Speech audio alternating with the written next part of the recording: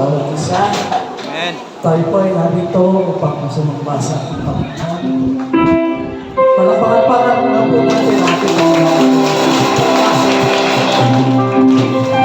tunay na napakabuti ng ating Diyos. Hatiin po natin ang bawat isa ng luwag sa dito.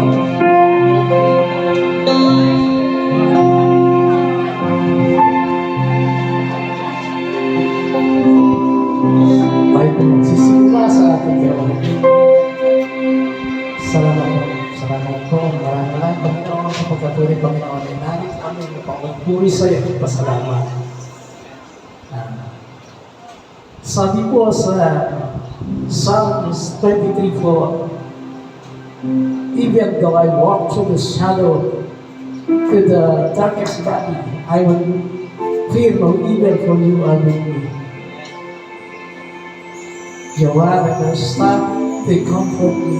Tunay nga, Panginoon, na sa gitna ng mga pagsubok na dumadating, mga panahon na hindi namin kaya, Panginoon, ikaw ay nandyan, Panginoon, upang lumabang sa iyo.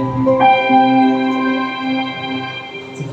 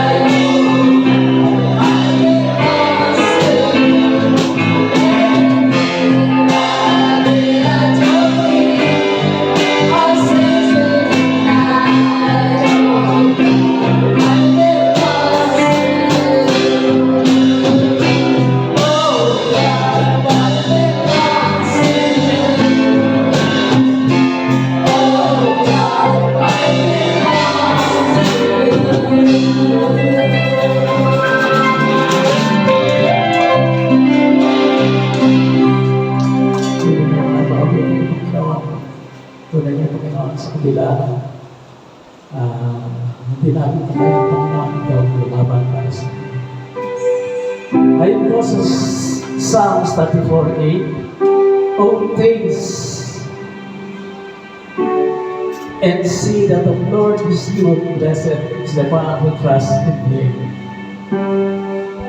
Muli po tayo lumamit sa Panginoon.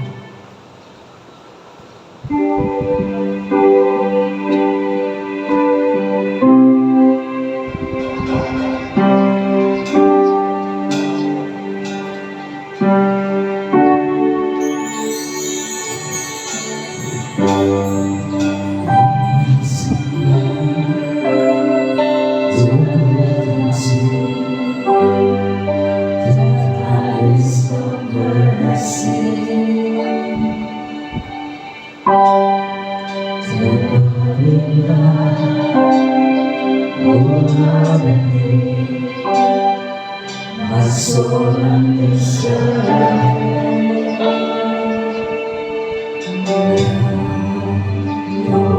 good. God, you're so good. God, you're so good. You're so good.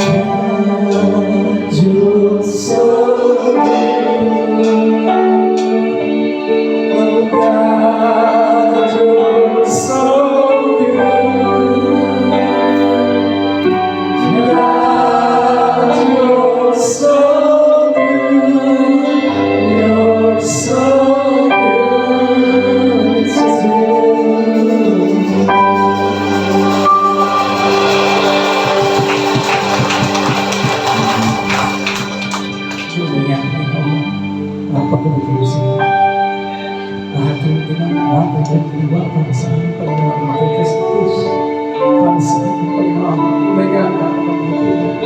Pinamuli ka natin, putuloy ka namin din. Pangalan ni Jesus, natin sa amin. Amen.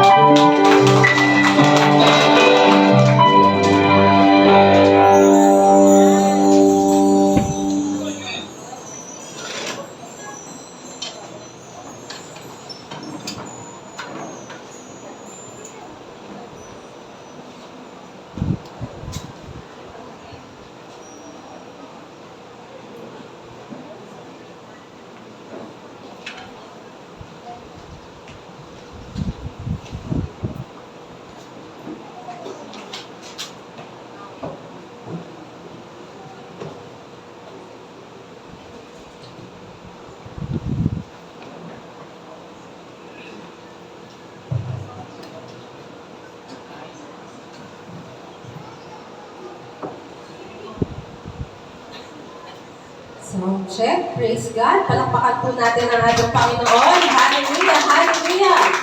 It's a beautiful day. Amen? Surrounded with beautiful people. Kaya, amen? So, lakas yun Palakpakan nga natin ang ating Panginoon. Ayan. So, it's a beautiful day surrounded with beautiful people. Kaya, pwede mo bang batiin yung maganda, gwapong katabi ng thumbs up. You are Charito, blessed and highly favored by God in Christ. Let's give God our best clap of praise. Hallelujah! Hallelujah! So, kami nagagalak dahil muli magkakasama-sama tayo sa buong 7 araw na nagdaan. And here we are, worshiping God, praising God, and of course, studying the Word of God. So, are you ready to study the Word of God, mga kabiyaya? So, today, we are on part 3 ng ating series about the Holy Spirit. And remember that the Holy Spirit is the third person of the Holy Trinity. God the Father, God the Son, God the Holy Spirit. And these three are one. Amen? Because our God is 3 in 1. So again, we are still learning about the deity of the Holy Spirit. In short, or sa Tagalog, pinag-aaralan natin ang pagka-Diyos ng Espiritu Santo.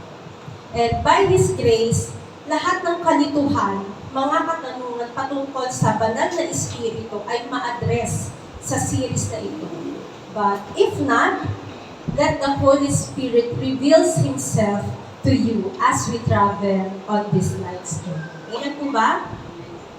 So, as I said, nung sinimulan, binuksan natin ang series about the Holy Spirit, this is a difficult or heavy topic. Again, this is a difficult or heavy topic because this is a mystery. Again, ang ating pinag-aaralan ay hiwaga. Hiwaga ito. Sabi mo sa katabi mo, hiwaga ito. May hiwagang bumabalot sa pagka-Diyos na hindi kayang unawain ng tao, pero hindi man niya kayang unawain, kaya niyang tanggapin sa pamamagitan ng pananampalataya sa salita ng Diyos. Amen? Again, may mga bagay na hindi kayang unawain ng ating utak, pero kayang tanggapin ng ating espiritu sapagkat ito'y sinabi ng Diyos. Amen? We cannot explain God. Tama po ba? Hindi po natin maipapaliwanag ng Diyos. Why? Because we cannot put God in a box to explain the mystery simply because He is God and we are not. Kung kaya natin ipaliwanag ang Diyos, ibig sabihin nun, mas malaki tayo sa Kanya. But the truth is, He is a lot bigger than the universe and all created things. Amen? Mas malaki ang Diyos kaysa sa iyo, kaysa sa akin. So, explaining God is like putting the waters of the ocean in a teacup. Ang pag pinaliwanag mo, pag sinikap mo ipaliwanag ang Diyos, ang pagka-Diyos, tila bagang inilalagay mo sa tasang maliit ang tubig ng karagatan. Okay? So, you cannot We cannot. That is why we are standing here in awe with a glimpse of His glory. Kasi lahat po ng ating napag-aaralan, nalalaman patungkol sa Diyos, ay glimpse. Glimpse lang, pasilip, patikim ng totoong kaluwalhatian ng Diyos. Amen? That is why we are praying that by the revelation of the Holy Spirit, ma-enlighten tayo. Amen? Remember my disclaimer, yung pinakauna, nung binuksan natin ang series na ito, walang tao, walang teologo makaka-explain patungkol sa Espiritu Santo, patungkol sa Diyos Ama, Diyos Anak. Why? Because He is God and we are God. Still, we are discovering. Inaaral natin. Why? Because it is very important to know who the Holy Spirit. Bakit? Kasi ang Holy Spirit ay nakatira saan? Sa atin. Kaya kailangan kilala mo kung sino ang nananahan sa iyo. Amen po ba? So again, this series is a slam book of the Holy Spirit. Kung ano ang kapahayagan ng Espiritu Santo sa salita ng Diyos, doon tayo mag-i-stick. Amen po ba? Okay, so today we will continue by the light of the Word of God to prove, ipuprove natin that the Holy Spirit is not just a power or not just an influence, but He is God. And He is the third person of the Holy Trinity. So are you ready to study the Word of God, mga kapatid? Let's pray. Panginoon, dakilang Diyos, maraming salamat sa papuri at pag-aawitan ng iyong mga anak. Hindi daw God, the battle belongs to you. Hindi sa amin, pero sa iyo. At salamat dahil ibinigay mo na ang tagumpay sa amin. Salamat, Panginoon, dahil ikaw ay mabuti. Salamat, Panginoon, dahil kami iniligtas ng iyong biyaya. Ngayon, nagpapatuloy sa iyong biyaya. At sa aming pag-aaral, sa mga mas malalim na katotohanan patungkol sa iyo, Diyos Espiritu Santo, tunay nga na ikaw ang aming guro, ikaw ang mangaral, turuan mo kami at buksan na ang mga katotohanan patungkol sa iyo. Tunay na lahat ng sasabihin sa umagang ito ay magdala ng kapurihan sa iyo at pagpapala sa aming mga anak mo. Sa iyo mataas na papuri sa pangalan ng Jesus. Amen, amen, amen. Palakpakan natin ang ating Panginoon. So, nung binuksan natin ang series na ito, tinalakay natin who is the Holy Spirit. Sino ang Espiritu Santo? Hindi po natin sinagot ang tanong na what? Bakit? Because we believe that the Holy Spirit is a person. So, who is the Holy Spirit? At ito, yung tatlong bagay o katotohanan patungkol sa Espiritu Santo. So, number 1, who is the Holy Spirit? Pakibasa, number 1. Number 2? Number 3? Okay, again, the Holy Spirit is a person. Pastora, and actually nilinaw na ito ng mga nakaraang linggo. Pastora, kapag sinabi kasing person, ang unang tumatatak sa isip ng tao ay tao. Kaya pag sinabi mong person yan, tao. Pero kailangan nating, babalikan lang po natin, this is a recap, kailangan po nating maunawaan ang pagkakaiba ng personality at corporeity. Again, pag sinabing personality, hindi kailangan may katawan. Again, pag sinabi mong personality, hindi kailangan may katawan. Pero ang kailangan ng personality, merong identity. Kaya kinikilala siyang entity.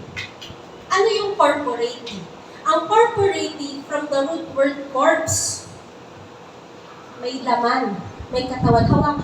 Kung papayagan ka, hawakan mo yung katabi mo. I-check mo. Baka espiritu yan. Hindi, di ba? May naramdaman kayong laman? Yes. Kasi, ang katabi mo, siya ay personality at the same time, siya ay corporeity. Kasi ang tao ay may identity at siya ay entity at siya ay may body. Pero pag sinabing personality, Pag sinabi pong personality, it doesn't mean tao agad. Bakit? Kasi tama ba? Pag sinabing personality, may identity at at kaya kino-consider siyang entity kahit wala siyang material. So, ganun ang personality. Halimbawa, ng mga personality na walang corporate. Kasi ang tao, personality at corporate. Eh ano naman yung tinutukoy na personality lang? Mga nag-aral ng business. Remember that a corporation is a personality. Pag sinabing ABS-CBN, pag sinabing GMA, tatanungin ko kayo, may katawan ba sila? Wala. Kahit sabihin mo, ituro mo yung building ng ABS ng GMA, hindi kinoconsider na katawan yun. And yet, pag tinignan sila ng batas, personality sila. At dahil personality sila, pwede silang kasuhan. Naiintindihan po? So that is the difference. So, hindi po ibig sabihin na ang personality, tao agad. Basta ang personality, mayroong identity. May pagkakakilanlan. Ang ABS po ba may pagkakakilanlan? Yes. Ang GMA? Yes. Ang TNC Bagong Silak, may pagkakakilanlan? Yes. Ang Emmanuel Ministry Institute, mayroong pagkakakilanlan? Yes. They are considered personality. Pero tatanungin ko kayo, i-consider niyo ba silang tao? Hindi. And yet, ang consideration sa kanila, still personality.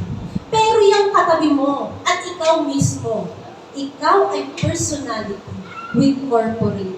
Bakit? Hindi ka lang may identity, hindi ka lang kinoconsider na entity, meron ka din body. Malinaw? Okay. Sa Godhead, God the Father, God the Son, God the Holy Spirit. Sino sa tatlo ang personality with corporating? Jesus Christ. Sapagkat si Jesus ang Diyos na nagkatawang tao. Pero ang Diyos Ama at ang Diyos Espiritu Santo, they are considered personality. Why? Because they are Spirit. Amen? So dapat maintindihan po natin yung pagkakaiba ng personality at corporate. And the truth is, the Holy Spirit is a person because He has identity. In-identify siya ng Biblia na person. Ang ginamit na pronoun whenever the Holy Spirit is mentioned, ang pronoun po is a personal pronoun, He. It means, ang identity or in-identify ng Bible ang Holy Spirit as a person. Hindi bagay, hindi hayop, kundi person. Okay. So, sinabi ko rin sa disclaimer natin na maaari, at sabi ng mga teologo, kasi mahirap ipaliwanag ang Diyos, right? Kaya ang tao, gumagawa siya ng mga salita na para maintindihan kahit papano. So, ang person po at ang Trinity ay ginawa yun ng mga teologo para at least magkaunawaan tayo. Pero to fully comprehend the Godhead, we cannot. Okay. So again, the Holy Spirit is a person. At dahil siya ay person, may identity siya, kaya siya ay entity. Meron siyang mind, emotion, will. Ikaw ba ay person? Meron ka bang mind, emotion, will? Ikaw ba ay nag-iisip? Ikaw ba ay nakakadama? Ikaw ba ay may kalooban, may sariling pagpapasya? Yes. Kung ikaw ay may mind, emotion, will, what more the Holy Spirit is? Amen? Lalo na siya na lumikha sa'yo. Meron siyang kaisipan, meron siyang damdamin, meron siyang kalooban. At not only that, he can do personal action. Dahil meron siyang pag-iisip, meron siyang sariling pagpapasya at damdamin, kaya niyang gumawa ng aksyon sa kanyang sarili. Ang upuan ba kayang gumawa ng aksyon sa kanyang sarili? Hindi. So, dun pa lang malalaman mo na hindi bagay ang Espiritu Santo. Siya ay isang person. The truth is, He is the third person of the God. Amen? So, malinaw po sa atin na ang Holy Spirit hindi bagay. Hindi lang siya basta bagay, hindi lang siya basta kapangyarihan o impluwensya o hininga tulad ng sinasabi ng iba. Siya ay persona, ang ikatlong persona ng pagka-Diyos. Amen? So, this is very clear. Hindi siya hangin. Siya ay personang nag-iisip, nakakadama, nakakapagpasya, at gumagawa ng sariling action. Tulad mo, nakakagawa ka ng sariling action.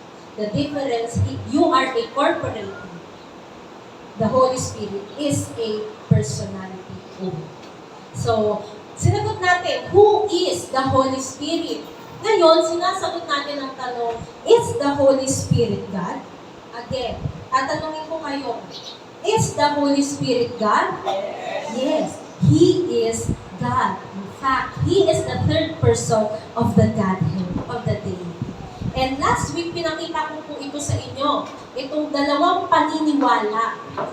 So, titingnan po ulit natin sila. Ang Trinitarianism, kasi itong dalawang paniniwala ito ay nagbabanggaan.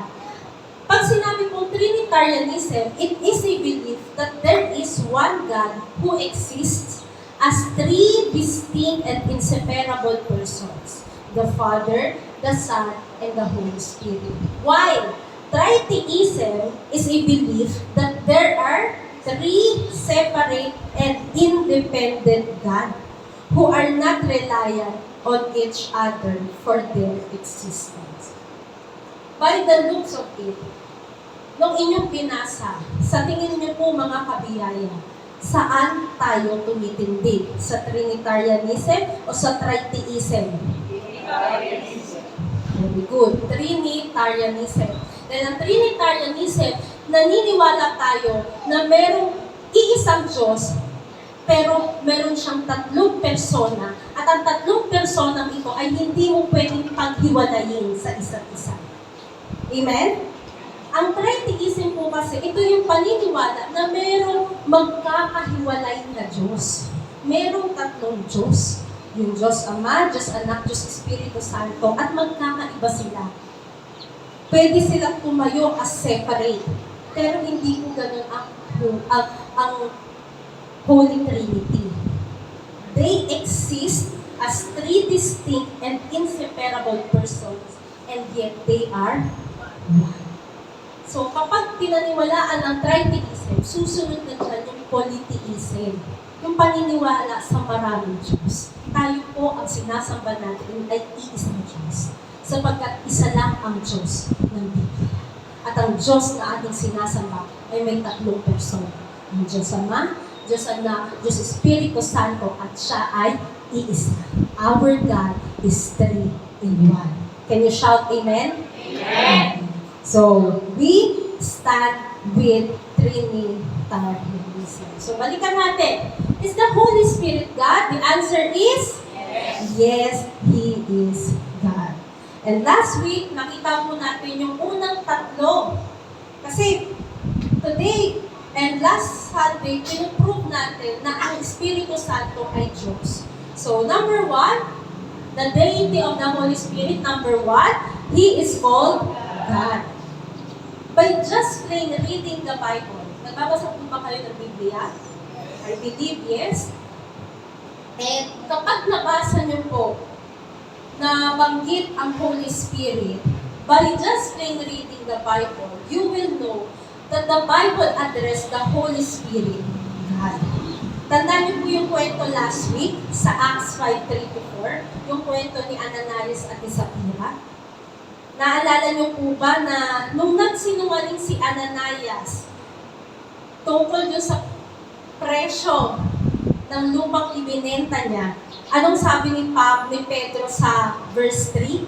Nagsinungaling ka, kanino? Sa Holy Spirit. Inulit niya na nagsinungaling si Ananias sa verse 4. But this time, ang sinabi niya kay Ananias, hindi ka nagsinungaling sa tao, kundi sa Diyos. Sa verse 3, malinaw niyang sinabi, particular, specific, nagsinungaling ka sa Espiritu Santo. In verse 4, ang sabi niya, hindi ka sa tao nagsinungaling, sa Diyos. By the rule of context, sa daloy ng kaisipan, kung hayagan ni Pedro na sinabi ng Holy Spirit, na sa Holy Spirit nagsinungaling si Ananias, at inulit niya ito sa verse 4, At ang sabi niya, sa Diyos nagsinungaling si Ananias, hindi sa tao. Merong dalawang punto. Diyos ang Espiritu Santo na binanggit niya sa verse 3. At hindi tao lang ang Espiritu Santo, kundi Diyos. So, pinuprove ni Pedro na ang Espiritu Santo ay Diyos. So again, by just plain reading the Bible, you will know that the Holy Spirit is God. Number 2, He is similar to Christ. Ang Holy Spirit at si Jesucristo ay magkatulad. Remember the Greek word, naririnig ko siya, alos. Anong ibig sabihin ng Greek word alos? Another of the same kind. Ang sabi ni Jesus, ako ay mananalangin sa Ama na ipadala ang isa pang kaagapan. In English, I will pray to the Father for another helper. Yung word na another po doon, ang Greek term niya is alos, which means another of the same kind. Iba, pero parehas na uri. Ang Holy Spirit po ay hindi si Kristo. Gayon din, si Kristo ay hindi ang Holy Spirit. Pero, parehas ang uri nila. Parehas silang Diyos. Amen? Kasi si Kristo at sapagkat ang Holy Spirit is another helper. Kasi ang first helper natin ay si Jesus Christ. Aakit na sa langit ang first helper. Ngayon, ipapadala niya ang second helper, the Holy Spirit. At ang second helper is another of the same kind. It means He is similar to Christ. If Christ, logic, if Christ is God, and the Holy Spirit is similar to Christ, therefore, the Holy Spirit is God. Amen? Remember your logic?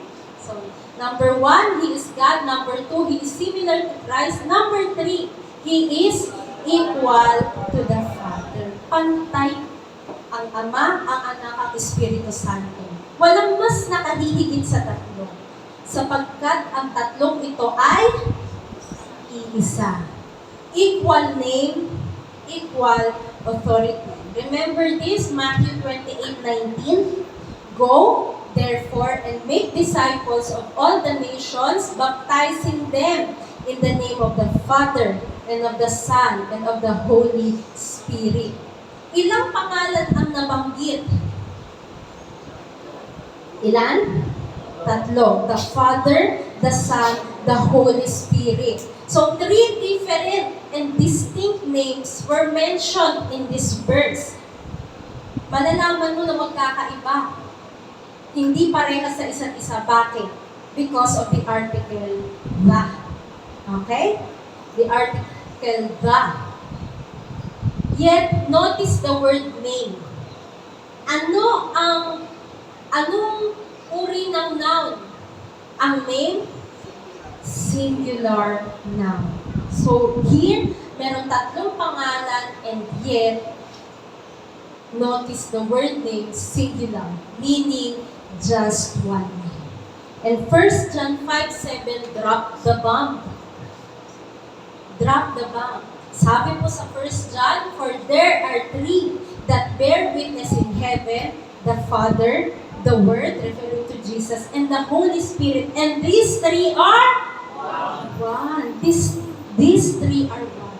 So nilinaw mismo, hayagang sinabi ng Biblia na ang tatlo ay iisa. Kung paano ito ay hiwaga, na ang limitadong utak ng tao ay hindi ganap na mauunawaan, pero kayang tanggapin dahil sa pananampalataya. Amen? Sabi ko nga sa inyo, kung pipilitin mo unawain ng Diyos sa pamamagitan ng rason at ng lohika, mabubuang ka na, hindi mo pa mauunawaan. Pero kaya mo siyang tanggapin kapag meron kang pananampalataya. At ang pananampalataya ay sumisibol, not naturally, but spiritually. Hindi ka magkakaroon ng faith na kayang paniwalaan na ang Diyos ay may 3 persona, pero iisa. At lalo't higit hindi mo mapaniniwalaan na ang Holy Spirit ay Diyos kung hindi ka ma-born again. Because everything starts the moment you got born again. Pumalakpak ang lahat ng ipinanganak. Why? Because the moment you got born again, sumibol din ang pananampalataya. Again, ang pananampalataya mo ay hindi natural. Hindi natural ang pananampalataya sa tao. Ito'y sumisibol lamang the moment you got born again. So the only way to accept this biblical truth is by faith, which is a gift of the finished work of Christ. Amen? Ito'y regalo ng tinapos na gawa ni Kristo.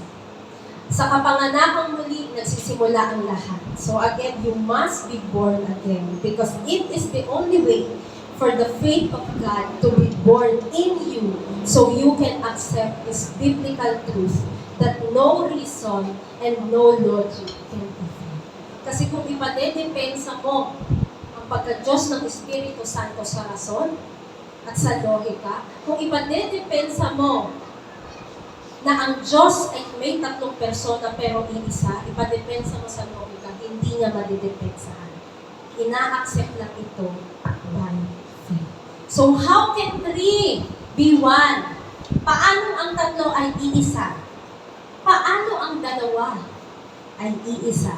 Saan ginamit ng Biblia yung to become one? Marriage. Sa konteksto ng pag-aasawa. The moment the man and the woman got married, they are no longer two but one. Genesis 2:24. Therefore, a man shall leave his father and mother and be joined to his wife, and they, referring to the man and the woman, to the husband and wife, shall become one flesh. Ang Hebrew term na ginamit ay echad, meaning one in the sense of unity. Ang ibig sabihin po ng echad, iisa sa pananaw ng pagkakaisa. Hindi sa pananaw na iisa dahil ang bilang niya ay isa. Again, ang echad po ay iisa sa pananaw ng pagkakaisa. At hindi iisa sa pananaw na bilang na isa. Okay? So, hindi po pakahulugan ng Biblia na kapag nag-asawa ang tao, mawawala na yung dalawang tao at may sisipol na panibagong tao. Again, hindi ganun ang pag-aasawa. Sino po dito mga may asawa? Parang ayaw na. Hindi pa dito may mga asawa. Tanungin ko kayo, naglamo ba kayo? Hindi. Nandiyan pa rin kayo. Kitang-kita ko nga eh. Ayan, di ba? So, hindi po nawala. Again, ang hindi pa kahulugan ng Biblia na kapag nag-asawa ang tao, mawawala na silang dalawa at may bagong nilalang na mabubuhay. Hindi ganoon. Still, they are different and distinct individuals like the Father, the Son, the Holy Spirit. They are different and distinct persons and yet one in the sense of unity. Ang lalaki at babae na pinagbuklod ng matrimonyo ay iisa at hindi mo na sila titingnang magkahiwalay. Tama po ba? Kapag tinitingnan ko si Tito Henry, nakikita ko din si Tita Jenny. Tama ba? Nakikita ko si Tita Jenny, ganun din nakikita ko si Tito Henry. Pag tinitingnan ko si Kuya Astrid, sinong makikita ko? Marge. Ganun din si Ate Marge, makikita ko si Kuya Astrid. Bakit? Kasi ang lalaki at ang babae na pinagbuklod ng matrimonyo ay iisa at hindi mo na sila titignang magkahiwalay. Ang mag-asawa po, hindi naman ibig sabihin na the two become one, naging isang persona o tao na isa. Meron pa rin dalawang personality na may corporately, the man and the woman, kahit sila ay nag-asawa, right? Okay. Yung unawaan niyo po, nakikita niyo yung sense in unity. Pero yung dalawang tao, naging isa in the sense of unity, not in the sense of solitary, meaning literal na isa. Again, ang mag-asawa ay naging isa in the sense of unity. Different persons, pero pinag-isa dahil ng matrimony. That's the Hebrew word ekad means. Same Hebrew term ekad na ginamit ng Biblia in reference to God. Deuteronomy 6:4. Ang sabi po dyan, "Hear, O Israel, the Lord our God, the Lord is one." Ang God po dyan, ang Hebrew term niya is Elohim. Ang form po ng Elohim is plural. Pag sinabing plural, iisa o marami? Marami. See? God is Elohim, plural, and yet the Lord is one. Ekad. The Lord is Elohim, and yet He is Ekad. Boom! Sabi ko sa inyo, pag pinaliwanag nyo ito by logic and reason, boom eh. Right? The Lord is plural, and yet one, singular. Boom! Kaya salamat sa pananampalataya, na-accept natin yung katotohanan, yung biblical truth about the deity of the Holy Spirit, the deity of the God. Again, ang singular form po ng Elohim is Eloha. Kasi ang plural is Elohim. Ang tawag po sa Diyos ay Elohim, which is a plural noun. Again, ang plural ba ay iisa o marami? Marami. This is the mystery. How can be Elohim, plural, be Ekad, one? Same Hebrew term, used in Genesis 2:24, pertains to one flesh. Ngayon, sa Deuteronomy po, it pertains to God, the Hebrew term, Ekad. So again, ang Hebrew word po na ginamit sa Genesis 2:24 at Deuteronomy 6:4, referring to one, is Ekad. Pero ang ibig sabihin ng Ekad is one in the sense of unity. May pagkakaisa, kahit different and distinct person. Tatanungin ko po kayo, ang mag-asawa ba ay magkaibang tao? Yes. And yet, pinag-isa sila? Yes. Kaya mga kapatid, ang mag-asawa ay magkaibang tao, pero pinag-isa sila, kaya dapat may pagkakaisa. Tingnan mo ang iyong asawa. Kung wala kang asawa, huwag ka tumingin kung kanino. Tingnan mo ang iyong asawa at sabihin mo, dapat may pagkakaisa. Walang nagsasalita. Kasi pag walang pagkakaisa, magulo sa pamilya, tama? Kaya dapat may pagkakaisa. Nagkakaisa sa layunin, nagkakaisa sa pagkatawag, nagkakaisa sa landasin. Again, ang mag-asawa, iisang layunin, iisang pagkatawag, iisang landasin. Kasi pag pinakasalan mo yan, sa iyong lifetime, sa buhay mo dito sa lupa, yan ay lagi mo ng kasama. So, pray to God sa mga kabataan, sa mga wala pang asawa. Pray to God kung sino ang tinakda niya para sa inyo. Amen? Remember, God's will is God's best. Tama ba? Tama. God's will is God's best. Pray for that person kung sino yung best na nais ng Lord sa inyo. Bakit? Kasi ang mag-asawa po, the moment na mag-asawa na sila, dapat iisa na yung desisyon nila. Paano pagkatapos ng kasal? Saan tayo titira? Magtatrabaho ba? O magnenegosyo? O parehas? Ilang anak? Kailan mag-aanak? O mag-aanak pa ba? Mag-aso na lang tayo, magpusa. Di ba? Mga ganyan. Tama. Paano palalakihin ng mga anak? Paano didisiplinahin ng mga anak? Dapat nagkakasundo ang mga mag-asawa dyan. Hindi pwedeng okay sa isa, tapos papayag. Hindi pwedeng hindi okay sa isa, tapos papayag yung isa.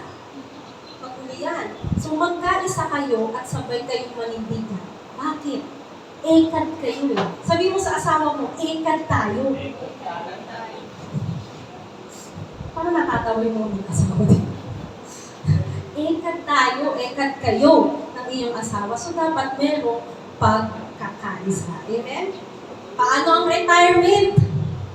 Kung need ng last will and testament, paano ang magiging hatian? So, dapat nagkakaunawaan kayo dyan. Okay? So, see? Kaya, very critical po. One, kung hindi man iyon, one of the most critical and important decision in your life, mga kabataan, makinig. Dahil sa mga may asawa, wala akong magagawa sa inyo. Mga kabataan at mga wala pang asawa dyan, makinig. One of the most critical and most important decision in your life is who you will marry. Sa mga kabataan, please, ipanalangin, iayon sa salita ng Diyos, at maging sensitibo sa banal na Espiritu. Dahil ang laging gusto ng Diyos sa iyo ay yung pinaka-the best na para sa iyo. Amen? Pagpakan natin ang ating Panginoon. So again, two different and distinct persons yet one. Ang mag-asawa, they are considered one entity. They are one entity, and yet they are more than one part. The husband and the wife. Pag inalis mo ang husband, hindi na mag-asawa yun. Pag inalis mo ang wife, hindi na rin mag-asawa yun. So, magkaibang persona, ngunit laging kaugnay ang isa't isa. Sabi ko nga sa inyo, pag naiisip nyo ako, naiisip nyo si Pastor. Pag naiisip nyo si Pastor, naiisip nyo si Papa. Bakit? Hindi mo na pwedeng ialis sa isa't isa ang isa sapagkat sila ay isa. That is God. Gayun din sa Diyos. Ang tatlong persona pero iisa.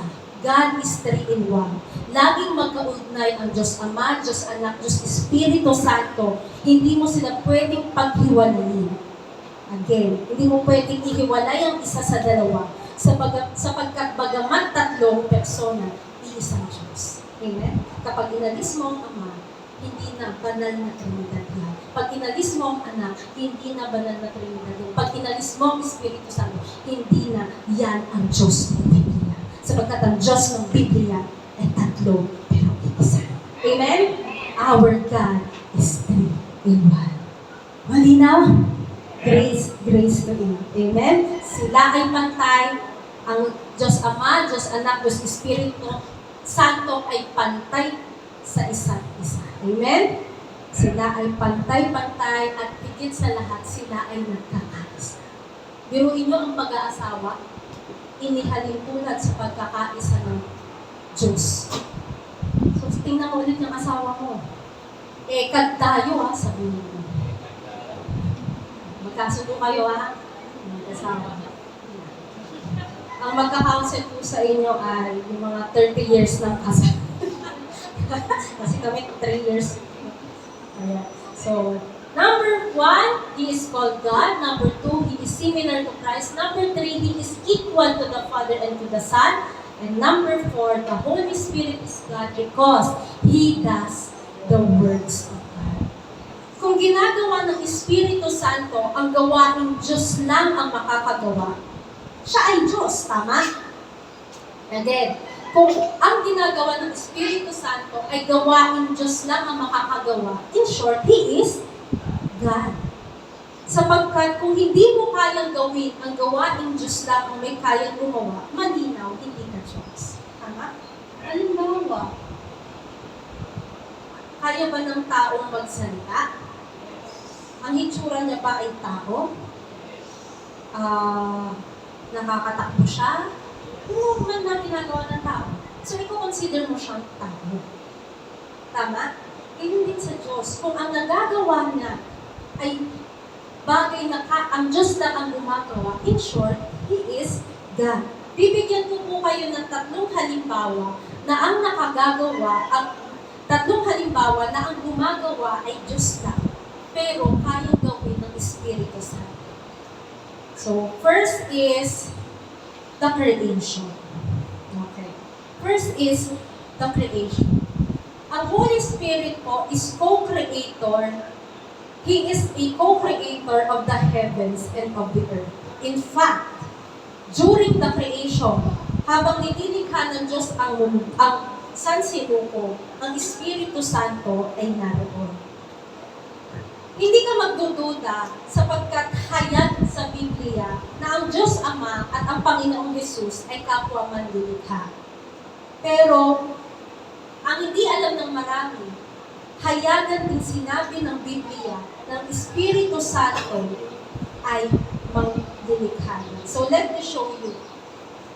Genesis 1, 1-2. Nang pasimula, nilikha ng Diyos ang langit at ang lupa. Ang ginamit pong Hebrew term ay Elohim. Pag sinabing Elohim, it is plural, referring to the Holy Trinity. So, in the beginning, nandyan ang Diyos. At ang Diyos ay Elohim. God the Father, God the Son, God the Holy Spirit. Ang lupa ay walang anyo at walang laman at binalot sa kadiliman ang kalaliman, samantalang ang Espiritu ng Diyos ay kumikilos sa ibabaw ng mga tubig. See? In the beginning, the Holy Spirit is there. In the beginning, the Holy Spirit is present. In the beginning, the Holy Spirit is hovering over the oceans. He is present during the creation of the heavens and of the earth. Nandoon po ang Holy Spirit the moment na nililikha ang sansinuko. Naroon siya kumikilos sa panahon ng paglikha sapagkat siya ay kapwa manlilikha ng Diyos Ama at ng Diyos Anak. He is their co-creator. Job 26:13. Sa pamamagitan ng kanyang espiritu, gumanda ang kalangitan. Ang nagpaganda po sa kalangitan ay ang manlilikha nito, ang Espiritu Santo. Amen? Kaya ang nakikita mong magagandang bagay, kasama sa katabi mong maganda at gwapo, Holy Spirit ang manlilikha dyan. Tingnan mo ang sabi pa ni Job 33:4, ang Espiritu ng Diyos ang sa atin may nala. Ang alam lang natin, ang Diyos Ama ang manlilikha. Minsan na pinagdududahan pa ang pagiging creator ni Christ, tama? Pero, hindi alam ng marami, the Holy Spirit adorned you. Pinaganda ka ng Espiritu Santo sapagkat siya ang lumikha sa iyo. Amen? Napakan natin. Sabi ni Job, ang Espiritu ng Diyos ang sa akin may lalang at ang hininga ng makapangyarihan sa lahat ay nagbigay sa akin. Sino ang nagbigay sa iyo ng buhay? Ang Espiritu Santo. So, nilikha ng Diyos ayon sa kanyang wangis ang tao. Tama ba? Ang tao po ay nilikha ng Diyos ayon sa kanyang wangis. Kaya pansinin ninyo ang pagkakatulad natin sa Diyos. Tayo ay tatlo. Tayo ay tatlo. Espiritu, kaluluwa, katawan. Pero iisa tayo. Tama? Pag tinignan mo ba ako, tatlo ako? Isa lang. Pero ang totoo, in my inmost being, I am a spirit, having a soul, living in the body. Ang Diyos ay tatlo. Yun yung pagkakasi. Kaya nga sabi ng Diyos, nilikha niya ang tao ayon sa kanyang wangis. Bakit? Ang tao ay triune being. Ang Diyos ay triune God. God the Father, God the Son, God the Holy Spirit, and yet they are one. Again, He is a triune God. We are a triune being. Why? Because we are made in the very image of God. And as per Job, the Holy Spirit created Him, so are we.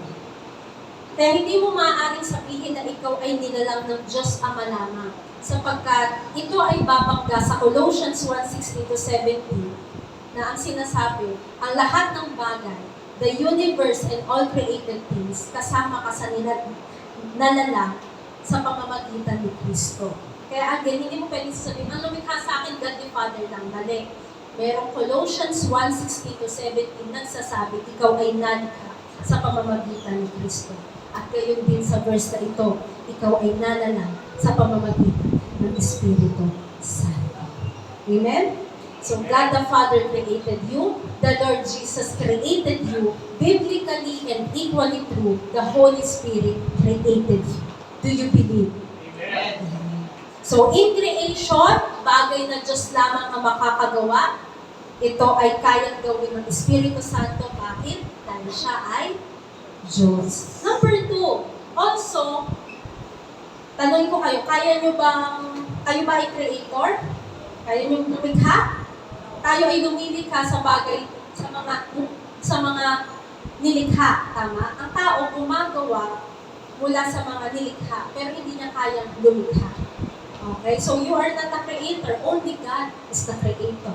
Also, God is a resurrector. The Holy Spirit raised Christ from the dead. Isang bagay na Diyos lang ang makakagawa ay ang bumuhay muli. Tama? So, the Holy Spirit raised Christ from the dead. Alam natin na binuhay mula sa mga patay ng Ama si Jesus. In the book of Acts, ang Diyos Ama, ang bumuhay kay Kristo mula sa mga patay. Mababasa din natin sa book of John, na binuhay muli ni Kristo ang kanyang sarili. Ang sabi mismo ni Kristo, destroy this temple and I will raise it up in 3 days. So the Father has raised His Son, the Lord Jesus has raised Himself, but also the Holy Spirit raised Christ from the dead. This is a proof na kung ano ang kayang gawin ng Diyos Ama, kayang gawin ng Espiritu Santo sapagkat siya ay Diyos. Romans 8:11. Kung naninirahan sa inyo ang Espiritu niya, the Holy Spirit, na muling bumuhay kay Jesus mula sa kamatayan, siya, sino? Ang Holy Spirit na muling bumuhay kay Kristo Jesus mula sa kamatayan ay magbibigay rin ng buhay sa inyong mga katawang may kamatayan. Sapagkat sa pamamagitan ng kanyang Espiritu na naninirahan sa inyo. Very direct po ba ang verse? Na ang Holy Spirit ang bumuhay muli kay Kristo? Yes, tingnan niyo yung nakakainan sa unang mga linya na nitirahan sa inyong Espiritu niya na muling bumuhay kay Jesus mula sa kamatayan. Kung kayang mag-resurrect, kung may resurrection power ang Holy Spirit, ang Diyos lamang ang may resurrection power, it means siya ay Diyos. Amen? So again, very direct, that the Holy Spirit who raised Jesus from the dead, siya, ang Holy Spirit na bumuhay kay Kristo muli, mula sa kamatayan, siya na nakatira sa iyo, ay parehas ng Espiritong bubuhay sa iyo muli sa kamatayan kung hindi mo man abuti ang pagdinig ng trumpeta. Amen? The Creator is in you. The Resurrector is in you. What great power you behold. Amen? Same verse, twice na mention na nakatira sa iyo ang Espiritu Santo at siya na nakatira sa iyo ay may kapangyarihang bumuhay sa patay na tanging Diyos lang ang makakagawa. Sinasabi ko sa iyo, ang nakatira sa iyo ay hindi kapangyarihan, pwersa o impluwensya o guni-guni lamang. Siya ay Diyos na bumuhay muli kay Kristo at bubuhay muli sa iyo sa araw ng Panginoon. Amen? The Creator is in you, the Resurrector is in you. Amen? Ang sabi ko nga, dakila ba ang kapangyarihan ng Diyos nung nilalang niya ang mundo? Pero alam niyo ba, mas dakila ang resurrection power. Why? Kasi ang creation power, walang offensive force na lumalaban para gawin ang sansinukob. Pero, yung panahon na bubuhayin si Kristo mula sa kamatayan, lahat ng puwersa ng kadiliman naroon para pigilin. Pero alam natin ang story, hindi siya nagwawagi sapagkat siya ay dakila na nasaan. Amen? That creation power, the resurrection power is inside you because God is inside you. Amen? You have a great power inside you. So the Holy Spirit is not just a creator, He is also a resurrector. He raised Christ from the dead. Also, sa ating born-again experience, we call it regeneration. It is the work of the Holy Spirit. Born-again experience, regeneration, synonymous po iyon. Tingnan natin, John 3:6. Flesh gives birth to flesh, but the Spirit gives birth to Spirit. Mapapansin niyo po dyan, yung capital Spirit, referring to the Holy Spirit, gives birth to small letter Spirit, referring to human spirit. Kaya ang sabi dyan, ang laman ang nagpanganak sa laman, pero ang Espiritu Santo, ang nagpanganak sa Espiritu. Ang nag-born again sa atin ay hindi ang pastor, hindi ang ebanghelista, hindi kapwa mananampalataya. Ang nag-born again sa atin ay ang Holy Spirit. Siya ang nagbigay sa atin ng spiritual na buhay. Siya ang nagpanganak sa atin. Amen? Mababasa niyo sa Bible, we are born of God. Mababasa niyo din, we are born of the Spirit. Kung ang Holy Spirit ay hindi Diyos, ang sabi sa Biblia, siya ang nagpanganak sa atin. At sasabihin ng iba, hindi siya Diyos, paano tayo ipinanganak ng Diyos? At paano tayo ipinanganak ng Espiritu? Alam niyo mga kabiyaya, kung susuriin, mas mahirap idepensa na hindi Diyos ang Espiritu Santo sa liwanag at testimonyo ng banal na kasulatan kaysa tanggapin, plain and simple, that He is God. Because the Bible tells us that He is God. Amen? Napakalinaw. Ang sabi dyan, but the Spirit gives birth to Spirit. Ang sabi, we are born of God. Ipinanganak tayo ng Diyos. So, sino ang nagpanganak sa atin? Diyos. Mababasa natin, we are born of the Spirit. Kaya kung ipinanganak tayo ng Diyos at ang nagpanganak sa atin ng Espiritu, it means that the Spirit na nagpanganak sa atin ay Diyos. See? The Holy Spirit is God. Why do we believe? Because the Holy Spirit does the works of God. Makikita natin na kayang gawin ng Diyos na gagawa ng Espiritu Santo sapagkat siya Diyos. Kaya niyang gawin ang creation, kaya niya ang resurrection, kaya niya ang regeneration. Ang tatlong halimbawang nabanggit ay iilan lamang sa mga bagay na Diyos lang ang kayang gawa. Iyan ay nagagawa ng Holy Spirit sapagkat siya ay Diyos. Number 5, He shares in the attributes of God. The Holy Spirit shares in the attributes of God. Pag sinabi pong attributes, sa Tagalog, katangian. Anumang katangian meron ang Diyos, meron ang Espiritu Santo. Ang mga katangiang mababanggit mamaya ay tanging Diyos lamang ang meron ito. At kung sakali, mga kabiyaya, sa pagmumuni-muni nyo ba? Nagmumuni-muni ba kayo? Sa pagmumuni nyo ba, kung sakali lang, itong tatlong mababanggit kong katangian ay meron ka din. Ikaw ang Diyos na nawawala. Baka ikaw ang ika-4 na persona, lumantad ka na. Kung meron ka ng tatlong katangian, pero kung wala, tanggapin mo ikaw ay tao. Pero hindi ka tao lang, ikaw ang taong tinatahanan ng Diyos. Amen? Amen. So, pabiro ko po yung sinasabi, kasi marami pong tao na dinidiscredit, dinidiscount, dinidisregard yung Holy Spirit. Minsan nga, pag sa prayer, di mo nababanggit ang Holy Spirit, di puro ka God the Father, kaya Lord Jesus, pero Holy Spirit parang bihirang umabanggit. Bakit? Kasi bihirang mapag-usapan ang kanyang pagka-Diyos. Tama? Kaya ngayon pinag-uusapan natin. Because we want to credit everything to the Holy Spirit. Because He is God.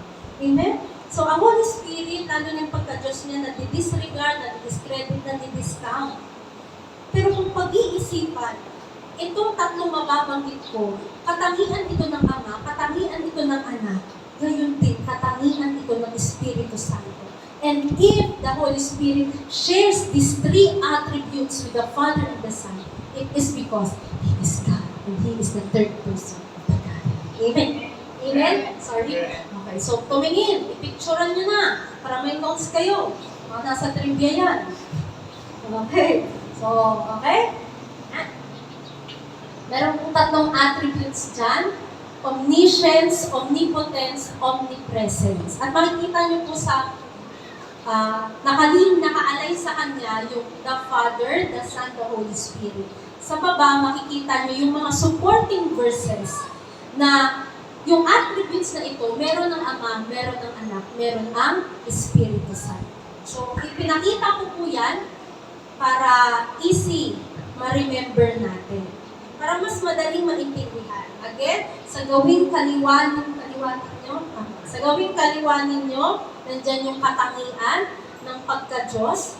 Katapat nito yung mga bersikulong susuporta na ang katangiang ito, meron ng Ama, ang Anak, ang Espiritu Santo.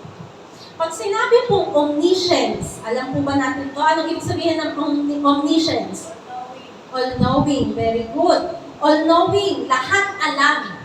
Walang hindi alam. Sapagkat alam ng Diyos ang lahat. Pag sinabi pong omnipotence, anong ibig sabihin? All-powerful. Lahat ay kaya niyang gawin. Walang hindi kayang gawin ng Diyos. Omnipresence. Omnipresence. Anong ibig sabihin ng omnipresence? Everywhere. All-present God. Kahit saan ay naroon. Walang lugar na wala ang presensya ng Diyos. So this chart summarizes and proves that God the Father, God the Son, and God the Holy Spirit shares these three attributes because they might be three distinct persons but one God. They are equal in these attributes. Lahat alam ng Ama, lahat alam ni Kristo, lahat alam ng Espiritu Santo. Kayang gawin ng lahat ng Diyos Ama, kayang gawin lahat ni Kristo, kayang gawin lahat ng Espiritu Santo. Kahit saan nandoon ang Ama, kahit saan nandoon si Jesus, kahit saan nandoon ang Espiritu Santo. Why? They share these attributes because they are God. Because they are God, three in one. Amen? God, three in one. Kaya kung nasa iyo, tingnan mo ako sa mata. Kung nasa iyo ang tatlong ito, omniscience, omnipotence, omnipresence, ano at hindi ka Diyos? Kung susuriin lamang ng tao ang kanyang sarili, mauunawaan niya na hindi siya all-knowing.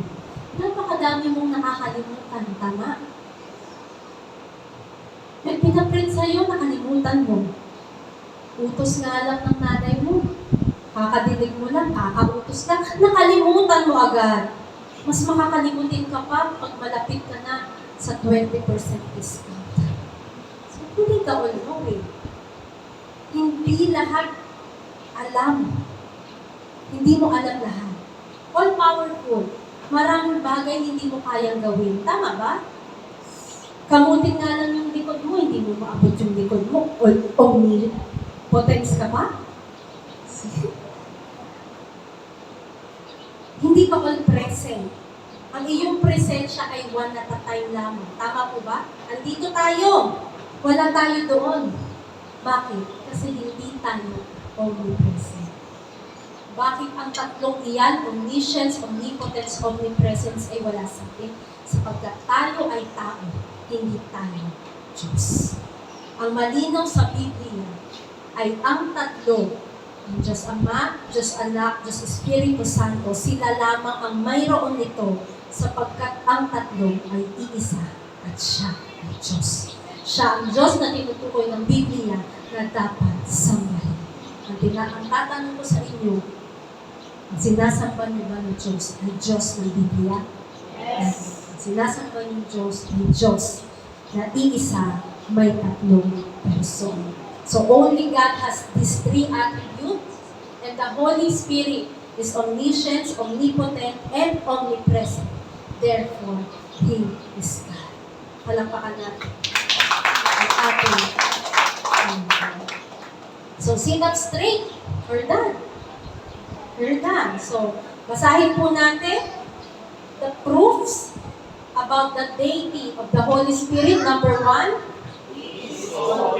Number 2. Number 3. Number 4. And number 5. 5 solid reasons why we believe the Holy Spirit is God in the light of the Word of God. You know what? The most beautiful part of this is that the Holy Spirit who is God, lives inside you. Powerful, isn't it? Again, the Holy Spirit, who is God, lives inside you. Powerful, isn't it? Yes. He lives inside your born again spirit. 1 Corinthians 6:19. O hindi ba ninyo nalalaman na ang inyong katawan ay templo ng Espiritu Santo na nasa inyo, na tinanggap ninyo mula sa Diyos, at kayo ay hindi na sa inyong sarili? Sino ang nasa inyo?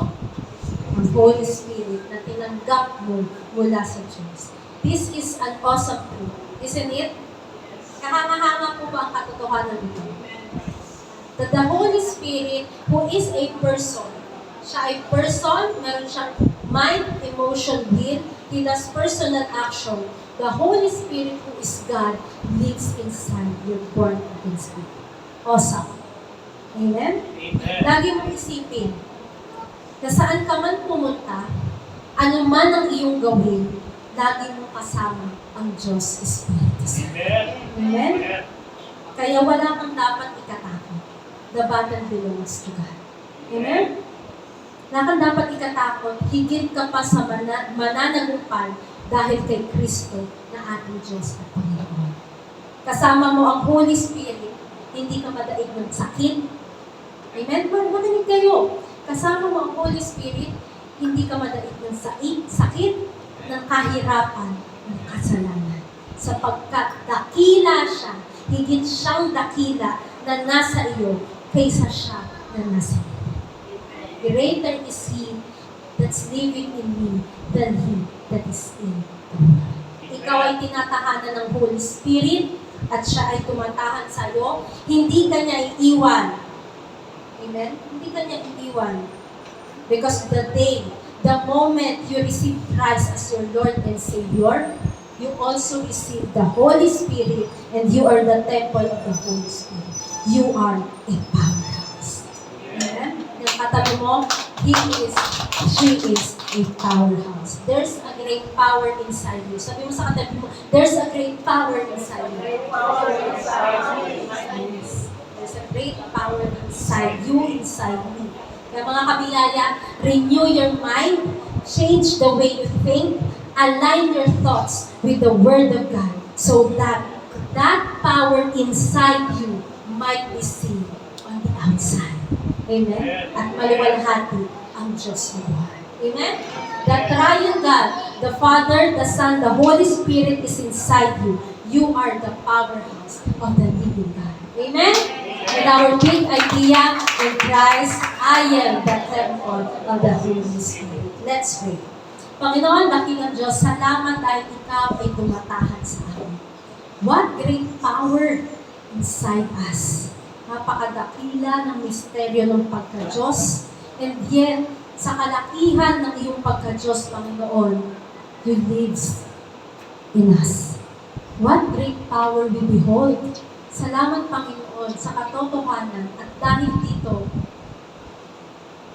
by your grace, matindigan namin ang napakagandang katotohanan na kami kahit kailan hindi kami nag-iisa. Na lagi ka namin kasama. Hindi kami talunan. May dakilang kapangyarihan meron sa loob namin. We are the powerhouse of the living God. And let that power resounds, makita sa aming katawan at ikaw ay mapapurihan.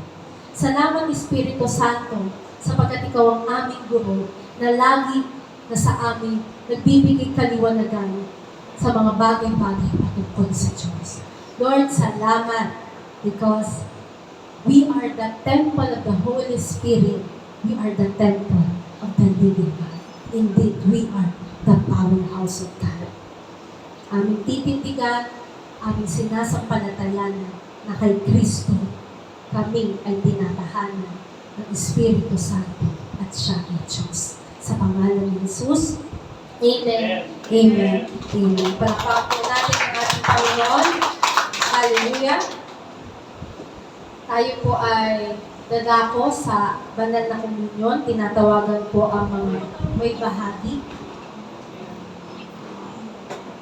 Banal na komunyon po.